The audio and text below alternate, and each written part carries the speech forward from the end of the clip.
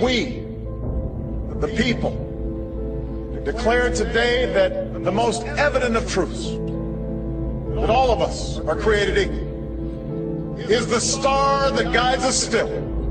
To hear a king proclaim that our individual freedom is inextricably bound to the freedom of every soul on earth. Our journey is not complete until our gay brothers and sisters are treated like anyone else under the law. For if we are truly created equal, then surely the love we commit to one another must be equal as well.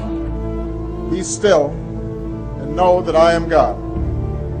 I will be exalted among the nations, I will be exalted in a world in which new nations could emerge and individuals could thrive.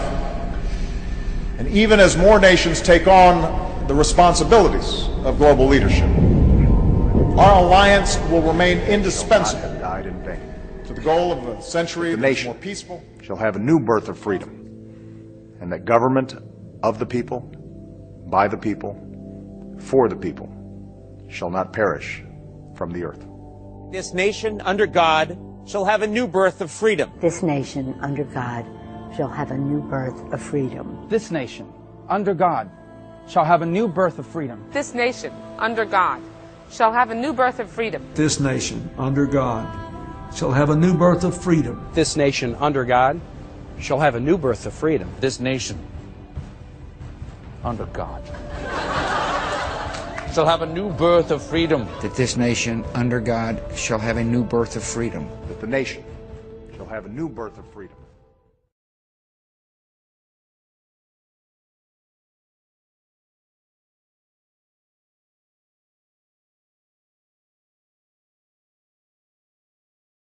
We're lost in the scandals. The Jamie Dimon shakedown at Chase, the HHS scandal, Kathleen Sebelius shaking down the healthcare industry for money, the IRS. It's to the point, Glenn, where these scandals in and of themselves would be huge, back-breaking scandals, are just lost in the scandal fog in this administration. It's worse than people know. I'm not trying to scare you either. Tell me about the NSA. But knowing you are Secret Service. Yeah. So knowing what you know, tell me what we should be concerned about. You give the government information, it will be abused. It is not a matter of if it'll be abused. Keep in mind, it's only a matter of when. But the bottom line is, having worked inside the government, it will be abused. It is only a matter of time. So what should we be doing? Because we ring the bell, we talk about it, we look at it, but it's not going. It's just not, doesn't seem like it's going anywhere, Dan. No, it's not. And the reason is, as I said, that with the Obama administration, that they're experts in losing you in the fog of scandal. This NSA thing is a back-breaking story. It really is. It gets at the very roots, I'm looking at your roots there in the grass, the roots of what liberty means. That flag means something. It's undermining the very principles by which made this country great. I know you're a believer. I'm a Christian. Jesus Christ, as far as I know, was the only perfect human being to ever plant his feet on this earth. We are all doing something wrong. Remember, when the key's held by someone else, liberty means absolutely nothing.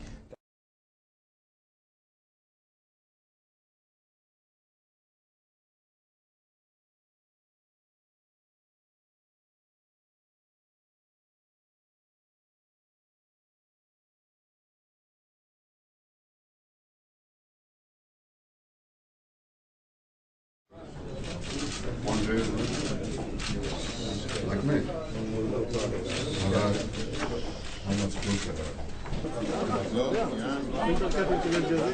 And I will never compromise on the security of Israel and its citizens and on the vital interests that protect our future. I think you know, John, more than most, how important it is to ensure the security of Israel. And I hope that despite the shifting sands in the Middle East, together we can build a rock-solid foundation for security and for a secure peace. And that's the job we're going to do in the coming days and weeks. Welcome. Thank you, sir. Thank you, I think it's safe to say that we know what the issues are. We know the parameters and the possibilities of peace. And as I said not so many months ago at Ben Gurion Airport as I left, You know, the time is soon arriving where leaders are going to have to make difficult decisions.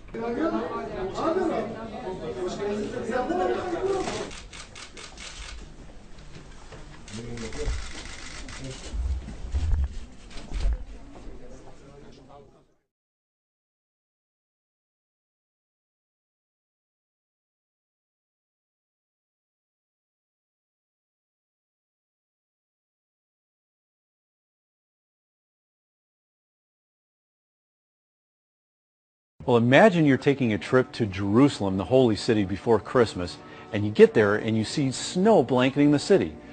Why is this happening? Well, we're seeing an upper-level low-pressure system that's very cold, very deep, and it's slow moving. So it's wrapping moisture into air that is just cold enough to wring out some impressive snow over parts of Israel, Jordan, Syria, and yes, even some falling snow in the suburbs of Cairo, Egypt. So how unusual is this Middle East snow? Well, most winters, the higher elevations in the Middle East will see at least a dusting of snow, maybe 1 or 2 times a winter. But what's unusual about this particular storm is that it is producing significant snow down in lower elevations over several days, including the holy city of Jerusalem. In fact, this, for December, is considered one of the heaviest snowfalls in the holy city in decades. Even in the Gaza Strip, they saw some wet snowflakes for the first time in 10 years. And yes, we did see accumulating snow even in some of the suburbs of Cairo.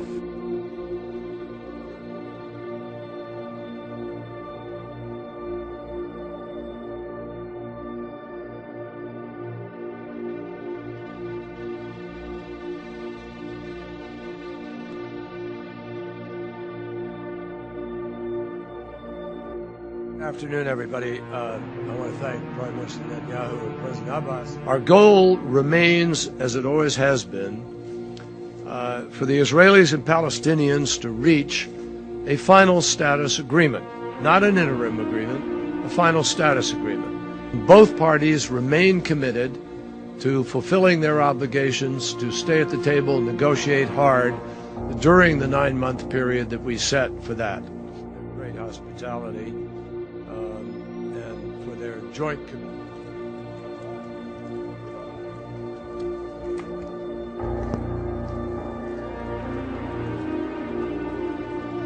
When ye therefore shall see the abomination of desolation spoken of by Daniel the prophet stand in the holy place, whoso readeth, let him understand. Then let them which be in Judea flee into the mountains. Let him which is on the housetop not come down to take anything out of his house, neither let him which is in the field return back to take his clothes. And woe unto them that are with child, and to them that give suck in those days. But pray ye that your flight be not in the winter, neither on the Sabbath day. For then shall be great tribulation, such as was not since the beginning of the world to this time, no, nor ever shall be. And except those days should be shortened, there should no flesh be saved. But for the elect's sake, those days shall be shortened.